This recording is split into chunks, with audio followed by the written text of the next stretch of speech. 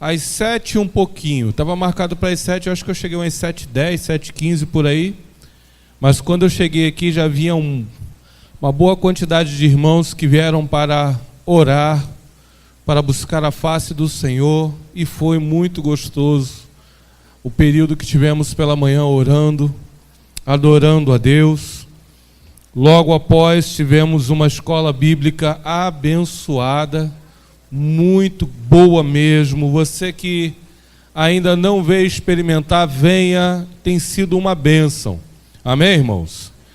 A escola bíblica dessa igreja, ela está cada vez mais buscando a excelência do ensino, e nós estamos trabalhando um tema muito bom, muito favorável para a igreja, que é maturidade cristã. Todos nós carecemos desse ensinamento, irmãos, todos nós, para sabermos como nos portar nos dias de hoje. E agora à noite o Senhor nos traz de volta para adorar o seu nome, o que é uma honra muito grande, o que é uma alegria muito grande. E você seja muito bem-vindo. O Senhor tem algo de maravilhoso para a tua vida nessa noite. Amém? Pegue a tua Bíblia e abra no livro de Hebreus. Hebreus, no capítulo 4.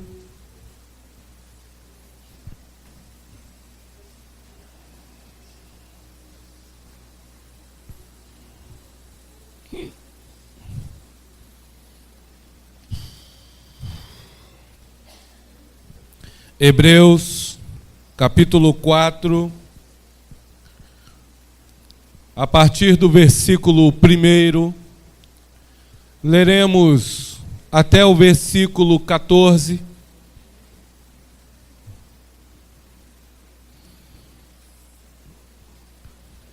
Aleluia. Você que encontrar, dá um glória a Deus aí para eu me situar. Amém? Glórias a Deus.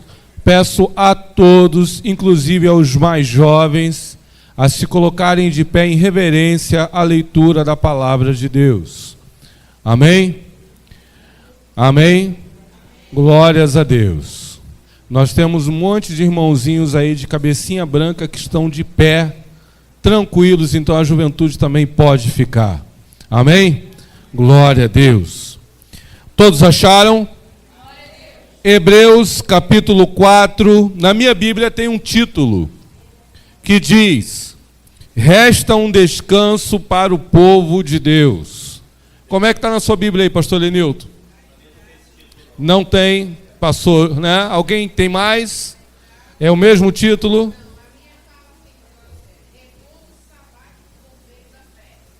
Diferente, né? É, bem diferente. Vitória, como é que está aí?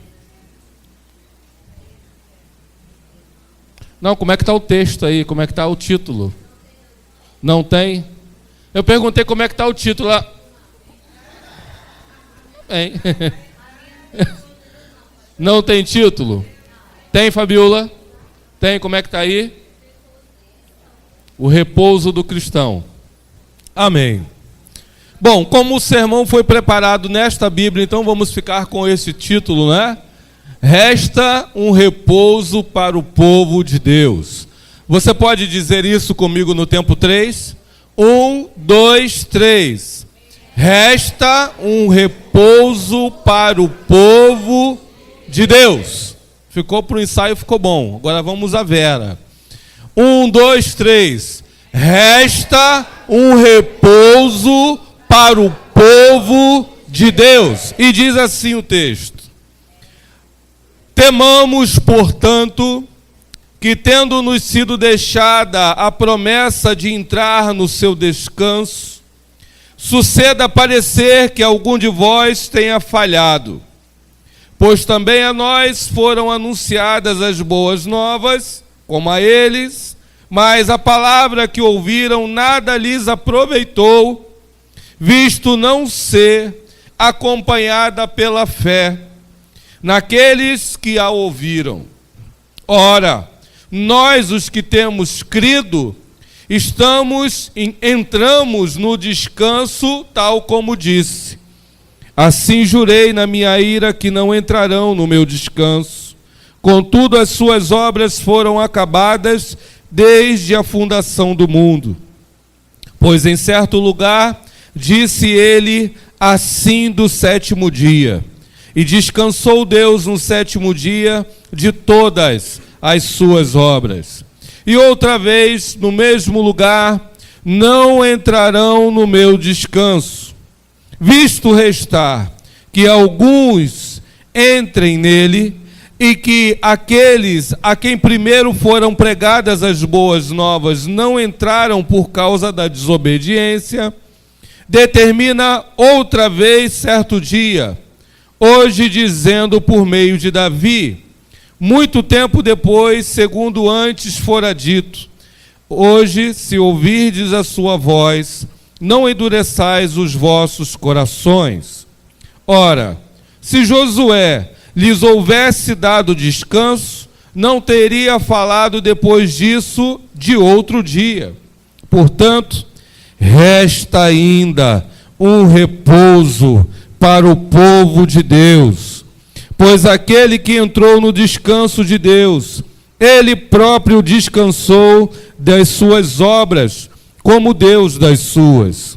Procuremos, portanto, entrar naquele descanso, para que ninguém caia no mesmo exemplo de desobediência, pois a palavra de Deus é viva e eficaz, e mais cortante do que qualquer espada de 2 gumes, e penetra até o ponto de dividir alma e espírito, juntas e medulas, e é apta para discernir os pensamentos e as intenções do coração, e não há criatura alguma encoberta diante dele.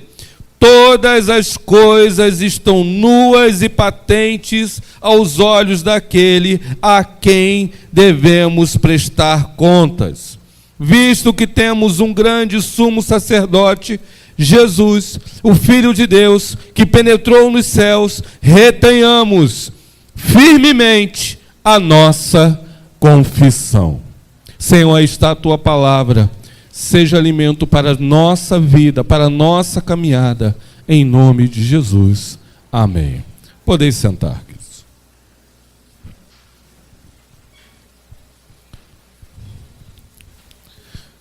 Aleluia. Glória a Deus. Deixa eu situar os irmãos diante dessa leitura. Enquanto preparava esse sermão, percebi que, para que todos entendessem o capítulo 14, deveria também ler o capítulo 13, para que através do entendimento do capítulo 13 pudesse ser... Capítulo 13 não, irmãos, capítulo 3. Capítulo 3. Para que os irmãos pudessem, então, entender do que o capítulo 4 estaria falando. Mas percebi que o livro de Hebreus tem uma linguagem muito profunda e rebuscada, de uma capacidade de trazer figuras para ilustrar aquilo que o autor pretendia dizer, que eu percebi que quanto mais eu voltasse, mais eu ia ter que voltar capítulos. Eu falei, deixa quieto, eu vou ler os versículos do sermão e eu vou explicar algumas coisas. Então, portanto, farei isso nesse momento. O capítulo 3 de Hebreus trata de Deus falando com o povo, Deus tratando com o povo, que estava naquele momento servindo a Deus, como nós servimos hoje, um povo que estava estabelecido em uma terra, um povo que estava estabelecido como nação, um povo que possuía um culto normatizado como nós temos, um culto semanal. Foi para um povo muito parecido com a igreja que nós estamos vivenciando hoje, foi para um povo assim que Deus estava falando. E aí o texto começa a nos lembrar de que lá no deserto houve um povo que depois de sair do Egito, depois de sair da opressão, depois de Deus usar Moisés, e foi uma época muito turbulenta para aquele povo, um povo muito machucado, um povo muito humilhado, um povo desacreditado, sem qualquer autoestima, um povo maltratado. Deus então nomeia um homem forte, o enche do seu espírito, o capacita. Deus pega um homem e leva para um rio enquanto bebê, o faz passar 40 anos no palácio do faraó, aprendendo a ser estadista. Depois Deus o leva 40 anos para o deserto para ele aprender a ser servo, e depois o usa por mais 40 anos para ensiná-lo a ser ministro.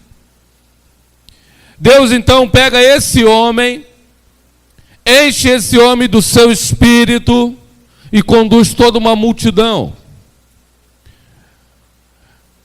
Não devemos colocar na conta de Moisés o motivo pelo qual o povo ficou vagando por 40 anos.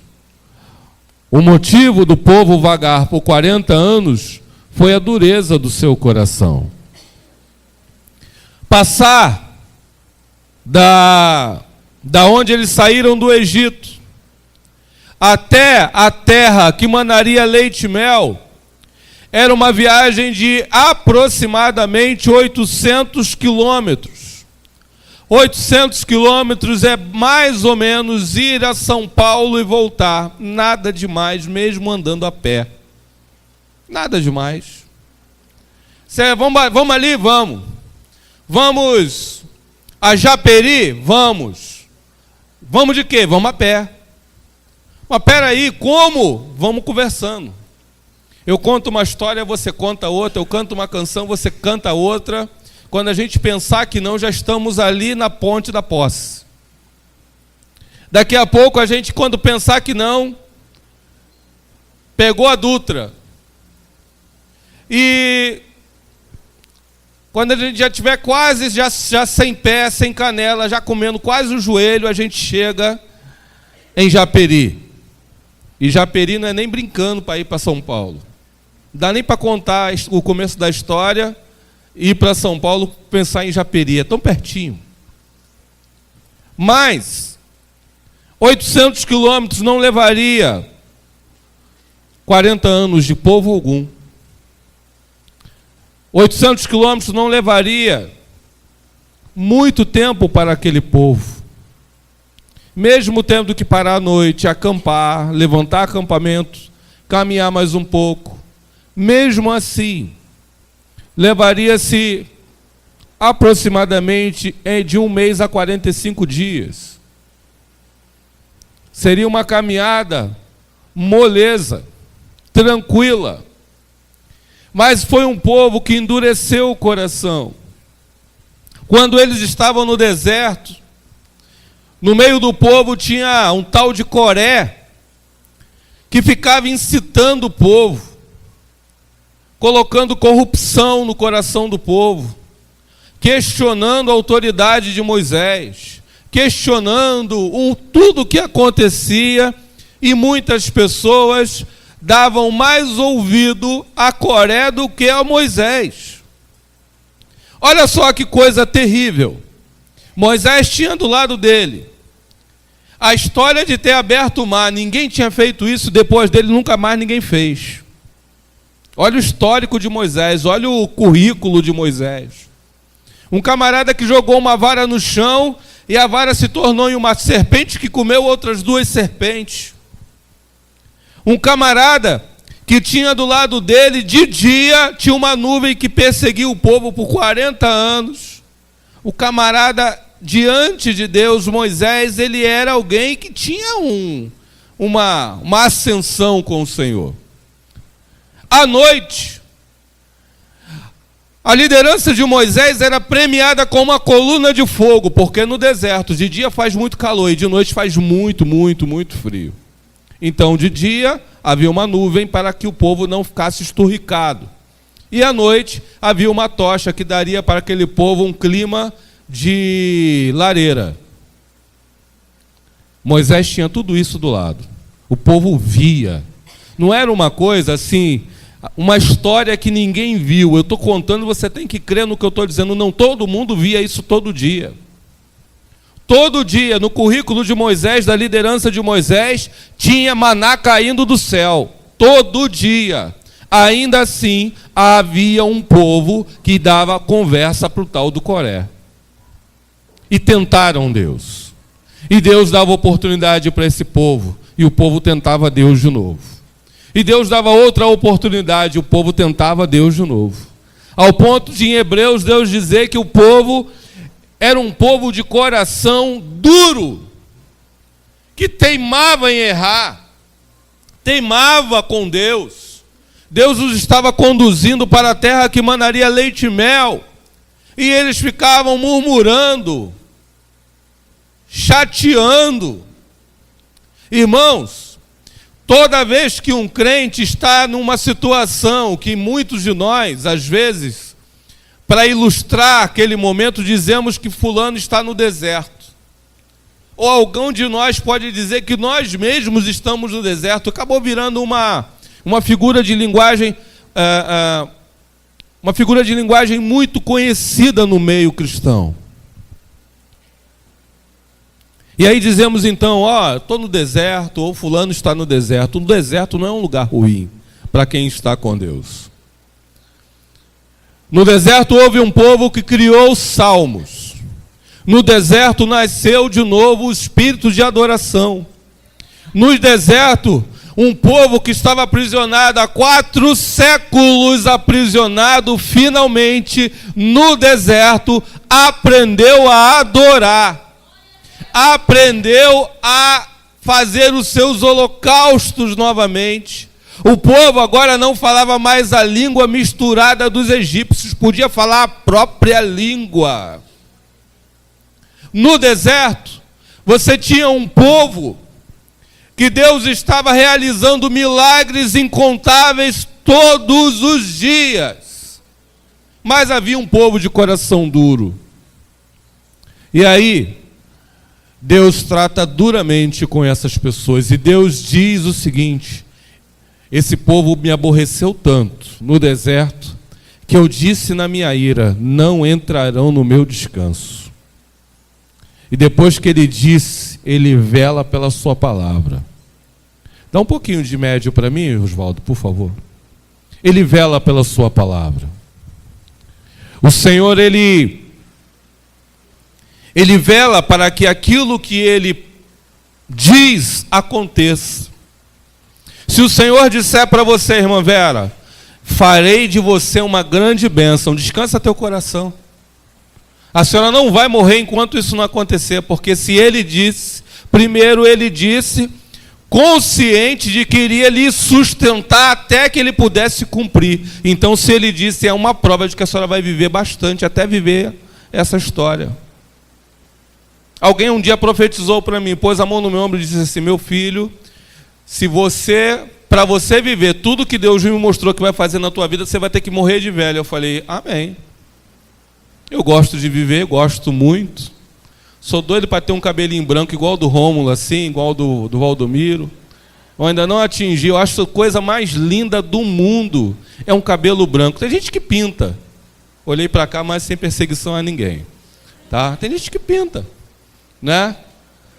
Tem gente que nem tem cabelo e pinta. Olha que coisa bonita a cabecinha desse homem ali, olha lá. A senhora pinta? É. Mulher pode. Mulher pode. Mulher pode. Mulher pode. Mulher pode. Não, mulher pode mesmo. Olha, mulher tá tão certa sempre que se pintar tá bonita, se não pintar tá linda, igual a irmã Silvia. Sabe que eu estou aqui fazendo uma média com elas, né? Você sabe disso. Mas não deixa de ser verdade no meu coração. É verdade tudo isso. Mas, irmãos, observem uma coisa. Se Deus disse para o povo que o abençoaria, para que ouvir Coré? Numa boa. Alguém gostaria de participar desse sermão e dizer: pastor, eles ouviram Coré por causa disso? Alguém teria alguma coisa a propor ao sermão? Alguém teria alguma coisa para propor? Tem, pastores? Alguém gostaria? Pode participar. Existe algum motivo plausível para, mesmo vendo coluna de fogo a noite toda, uma nuvem que não se distanciava deles, maná caindo do céu, codorniz... Gente, uma vez o povo pediu carne e Deus fez aparecer uma ave que ficava muito parecida, uma árvore intermediária entre a codorna e uma galinha, uma ave médio porte, raríssima.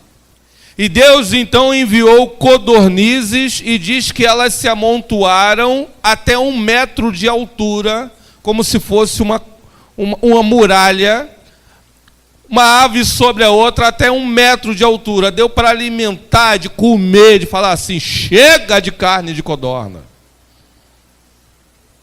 Milagre todo dia. E tinha um povo que ouviu Coré. Agora sim vamos ao sermão.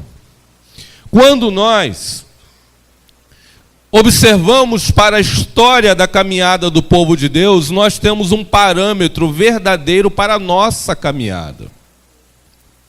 Quando nós olhamos para a história de um povo que foi tirado da escravidão, logo observamos que nós também fomos tirados da escravidão do pecado. Mais do que isso, quantos de nós fomos tirados de uma vida muito difícil?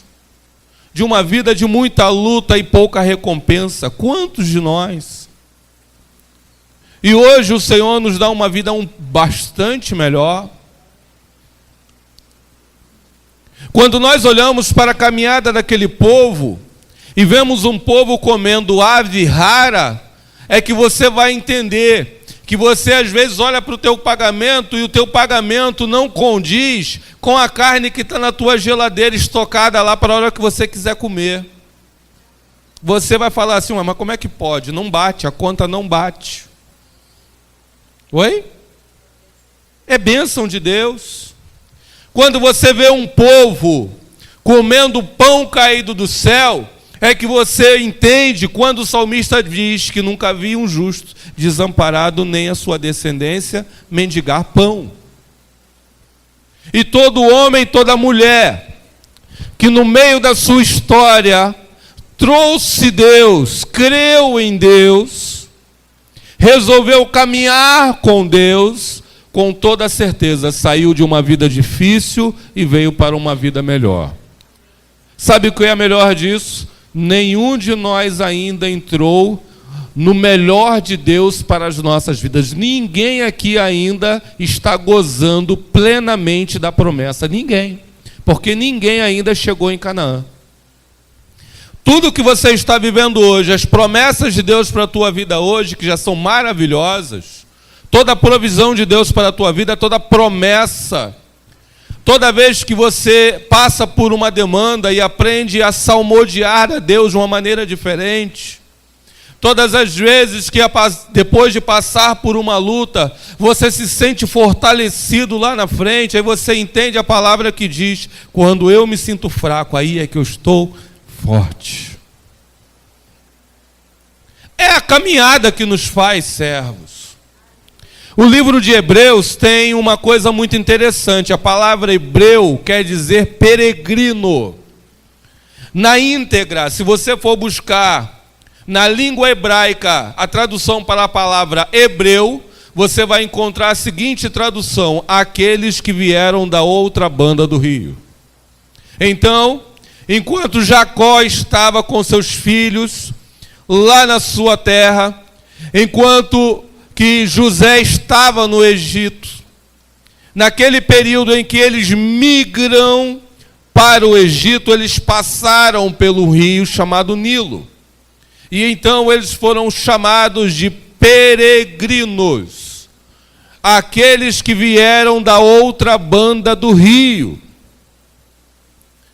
Quando eles voltam, 4 séculos depois, quando eles estão voltando para a terra, libertos, Moisés na frente, milagres acontecendo, novamente são chamados de peregrinos, novamente passaram pelo rio, e enquanto eles chegavam nas cidades, lá vem aquele povo, lá vem os peregrinos, um povo a quem o Senhor libertou com mão forte daquela terra poderosa.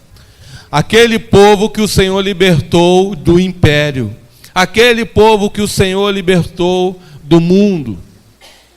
E eles então chegam num ponto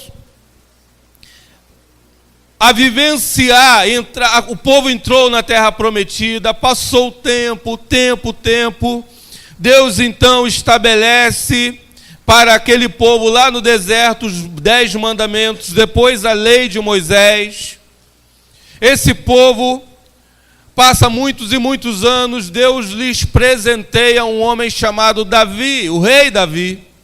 Davi, no tempo em que reinou, chamou esse povo para lembrar do povo que caminhou no deserto. Davi passou, e depois de muito tempo, o autor do livro de Hebreus, que geralmente é acreditado a Paulo, mas existem algumas divergências, mas vamos ficar como sendo de Paulo. Tempos depois, já na época da graça, na nova dispensação, num tempo considerado moderno, em se tratando de um povo lá atrás no deserto, Deus então usa novamente um servo seu para falar a mesmíssima coisa que falou no deserto, depois falou por Davi centenas de anos depois, e depois falou pelo seu servo, e está falando por mim hoje para vocês. Por que essa mensagem é tão recorrente? Por que essa mensagem é tão necessária de tempos em tempos? Porque o povo de Deus tem uma tendência a ouvir o coré da sua geração. O povo de Deus, em toda a sua caminhada, sempre tem um coré enfiado no meio do povo, causando dissensão, dizendo que a coisa não é bem assim, trazendo historinha diferente, trazendo fogo estranho, trazendo dúvida do coração do povo, sempre tem um.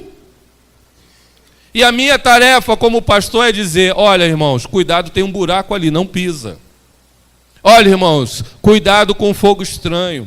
Olha irmãos, cuidado com palavra estranha. Olha irmãos, olha para o autor e consumador da sua fé. Você pode até fazer planos para a terra, a Bíblia diz que você pode fazer planos, mas a resposta certa vem do Senhor. Você pode planejar a sua vida para daqui a 25, 30 anos, mas você não sabe se estará lá nessa época. Mas deve planejar. Uma pessoa sem planejamento não vai a lugar nenhum. Uma pessoa que não tem planos não vai a lugar nenhum, porque qualquer coisa está ótimo. Uma pessoa que não tem sonhos, que não tem planos, não liga se vai chegar em Canaã ou não, porque o deserto já é o dia de hoje. Deixa quieto. E outra coisa, quem planeja e não bota alvo, data para o seu alvo, também não vai tão longe, porque empurra com a barriga todo dia. Então você tem que ter planos e tem que estabelecer datas para que teus planos aconteçam. É um planejamento de vida simples, eficaz, que dá muito certo. E você deve planejar sim, só que tem que entender uma coisa. O dia de amanhã não nos pertence, pertence àquele que nos criou. Você tem que viver o dia de hoje, imaginando que você pode ser chamado para a eternidade a qualquer momento. Você tem que viver uma vida santa, você tem que viver uma vida verdadeira, trazer Deus para a tua história. Se há pecado na tua vida, tira hoje, não deixa para amanhã não, querido. Se você está pisando fora da faixa, vem para o caminho. O tempo que nós ganhamos é o dia de hoje. Nós temos que aproveitar o dia de hoje. Hoje é dia de sermos santos. Hoje é dia de tomarmos posição. Hoje é dia de buscarmos a conhecer a Deus e conhecer a vontade de Deus para a nossa vida. É hoje. Amanhã é bônus. O dia de amanhã é bônus. O que eu ganhei e que eu tenho na minha mão para utilizar chama-se hoje. E nós temos que buscar a Deus hoje. Se você tem uma aliança, meu irmão, que há muito tempo está empoeirada, jogada às traças, se você tem uma vida com Deus meia boca, deixa eu te falar uma coisa. Muitos irmãos têm tido sonhos sobre o arrebatamento. Sabe o que é isso? O Espírito Santo está preparando a igreja. Muitos têm tido visões. Muitos acordam pela madrugada suados e perguntam a Deus: o que é isso, Senhor? É a expectação do seu espírito que se comunica com o Espírito de Deus, que já está ouvindo o barulho do violão celestial sendo afinado. A trombeta já está ganhando um caol. Todo mundo sabe o que é caol, né? Caol, tem tanto tempo que eu não vejo caol que eu acho que muita gente não conhece. Né? Eu conhecia a caol quando eu era jovem. Hoje eu não vejo caol nos pratos da igreja, então eu acho que a juventude não sabe o que é caol. Não é? Vai aqui uma implicância. Eu vou comprar uma lata de caol, eu vou presentear para a juventude e dar lustre nesses pratos. Aí quando a lata ficar vazia, eu falo assim: irmãos, isso aqui é caol, ó. Voltando à mensagem. Então nós temos uma tarefa de observar, irmãos, a maneira como nos conduzimos hoje. E eu quero agora voltar ao texto tão complicado que eu li, tão cheio de figuras de linguagem, e agora vai ficar tranquilo para a gente dissertar sobre esse texto. Peço a você que volte ao capítulo 4, versículo 1. Diz assim: temamos, portanto, que tendo-nos sido deixada a promessa de entrar no seu descanso, suceda parecer que algum de vós tenha falhado. Agora olha só o que diz o versículo 2.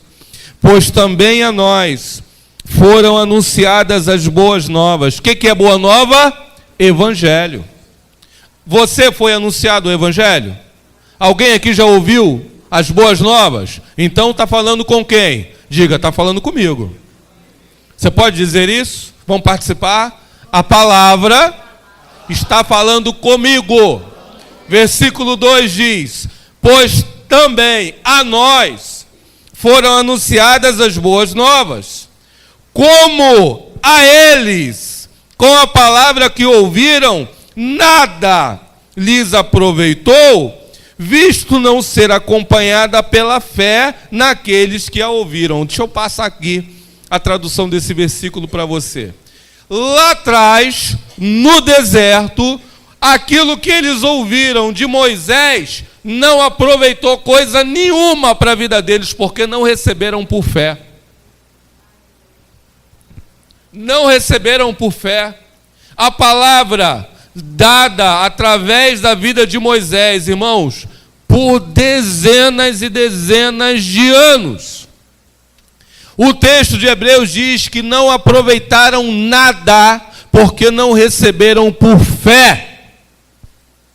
Hoje nós temos uma classe de crentes em todas as igrejas que frequentam os cultos, que caminham, que cantam louvores, que ofertam, que dizimam, que tem cara de crente, se veste como crente, usa coque de crente, usa a camisa Jesus 100% puro. Eu sou de Jesus, eu quero é Deus.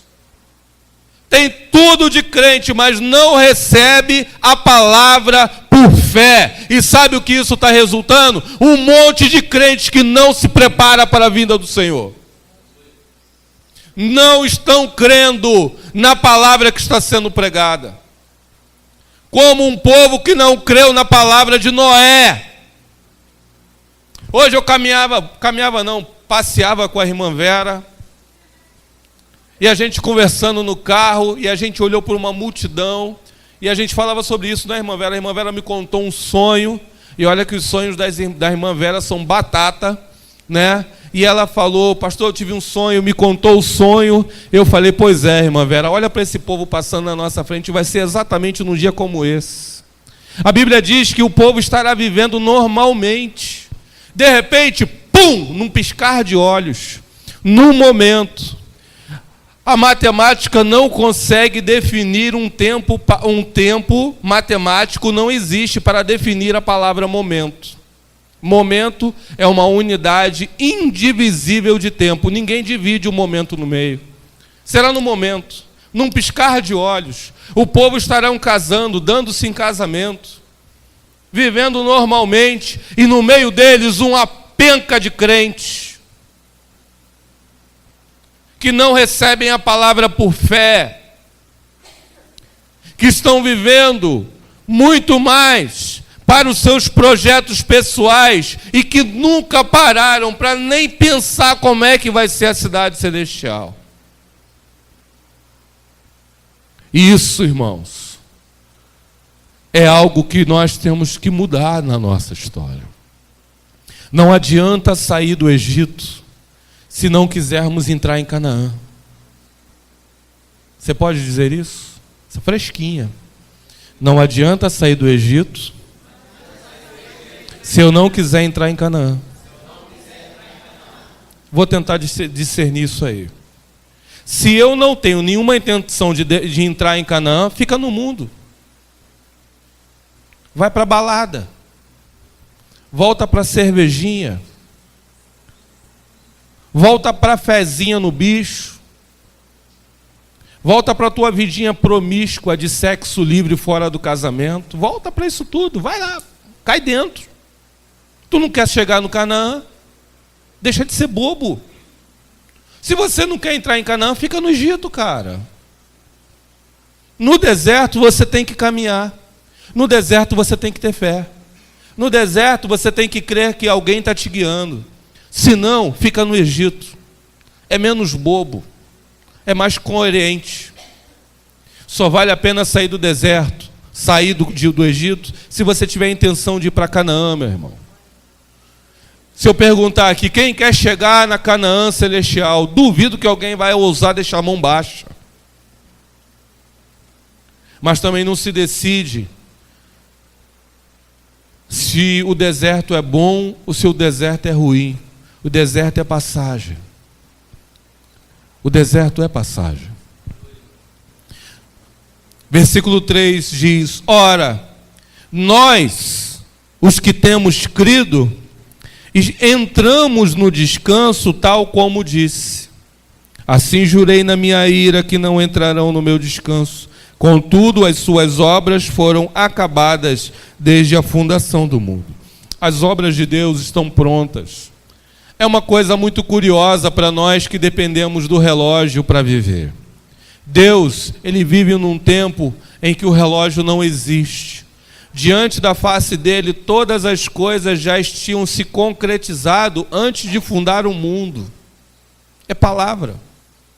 Ele te conhecia antes da fundação do mundo. Ele já sabia a tua história antes de você nascer. Ele diz para o profeta Jeremias: antes que você se formasse no ventre da tua mãe, eu já tinha te nomeado, Jeremias. Deus te conhece desde sempre. As obras do Senhor estão prontas. Pastor, o que eu estou fazendo então? Eu estou num teatrinho? Não, você está fazendo a sua parte. Sede santos, porque o teu Deus também é santo. Se você tem parte com Ele, então santifica a tua vida. Santifica a tua vida. Mostre ao mundo a quem você pertence. Confesse a Deus hoje diante dos homens, para que o Senhor também te confesse diante do Pai. É um processo. Uma coisa não exclui a outra. E nós, então, observamos no versículo 7, acompanhe comigo, por favor, versículo 7, Determina outra vez, certo dia, hoje dizendo, por meio de Davi, muito depois, segundo antes fora dito, se hoje ouvirdes a sua voz, não endureçais os vossos corações. Então, o que acontece com a palavra, irmãos? Lá atrás, lá no deserto, lá na caminhada, Deus falou para o povo, o que eu tenho para vocês é o melhor. Vocês vão comer o melhor dessa terra. Vocês vão beber leite adoçado com mel. Até hoje, fizeram um estudo do que acontece em Jerusalém hoje. Se você pegar, abrir, se eu tivesse preparado para isso, eu tinha pedido, já que a gente tem internet, eu ia pedir para abrir agora o mapa mundi para que você visse que em volta de Jerusalém só tem deserto. Mas quando você aproxima a câmera dos satélites, você percebe que Jerusalém tem verde, em volta só tem deserto. As flores de Jerusalém são melhores do que as flores da Holanda, que é o melhor lugar de produção de flores do mundo. As vacas leiteiras de Jerusalém, de Israel, são as melhores vacas do mundo. Você vai num lugar chamado Saron, em que a Bíblia diz, eu sou a rosa de Saron, era um vale desértico que Deus fez, um lugar lindíssimo de flores aprazíveis, que dão a Israel os melhores frutos do mundo. Israel come fruta tropical em um lugar desértico. Deus cumpre a sua palavra. A história comprova de que Deus ele é poderoso para cumprir tudo que promete a seu povo. Então, nós observamos que hoje a promessa que está proposta para a nossa vida de voltarmos para o estado original antes da queda vai se cumprir na vida de todo aquele que crê, irmãos. Você pode sair daqui nessa noite com a sua fé revigorada. Você pode sair daqui hoje tranquilo, crendo que por mais que no Rio de Janeiro faça calor, haverá um dia que no céu você vai viver clima de montanha. Você pode ficar tranquilo, porque se hoje você vive com o dinheirinho contadinho, haverá um tempo na tua história lá no céu que o dinheiro não fará mais sentido, Deus proverá todas as coisas. Precisamos olhar para isso, queridos. Namore esse pensamento, tira teu olho do chão. Tira teu olho do chão. Quando você fica olhando demais para essa terra, você começa a simpatizar com ela. Olha para o céu. Comece a sonhar com o porvir. Vai ficar uma caminhada mais gostosa. Não é utopia, é promessa. Mais dia, menos dia. A trombeta vai tocar e eu vou subir, você vai subir e tudo se fará novo. O Senhor vai enxugar dos nossos olhos toda lágrima. Aqueles que já foram antes de nós, vai haver um encontro celestial maravilhoso. Quantos de nós não deseja ver a mãezinha que já foi? O paizinho que já foi? Quantos? Quantos de nós ansiamos pelo aquele reencontro maravilhoso que está preparado para todo aquele que crê? Quantos nós não temos essa saudade? Quantos de nós? Sabe o que é mais interessante? É que para um povo que não tem fé, que não recebe a palavra por fé, eles vão duvidar, vão ficar questionando, será que é mesmo? Será que não é piração desses pastores? Será que não é disco voador que vai levar a gente? Será? Larga o será para lá e vive no sim. Sim, eu creio. Eu vou bancar a minha decisão. Eu vou bancar a minha história, e isso não me é pesado, sabe por quê? Porque nenhuma seta me molesta, eu não temo espanto noturno, o Senhor providencia tudo para a minha casa, eu não ando com medo do que possa me fazer o homem, eu vivo uma vida abençoada, então estou no lucro. Estou no lucro. Ser crente é uma maravilha. É uma vida de segurança, de abastança, de sobriedade, de saúde emocional. De vez em quando o pé entorta e também tem saúde física. Tudo tem sido providenciado para nós. O Senhor tem nos mostrado que vale a pena ter fé e caminhar com Ele. E de quebra, não ainda experimentamos o que há de melhor para as nossas vidas, que é a promessa máxima. Promessa máxima. Você deve ensinar isso para as suas crianças. Você deve ensinar.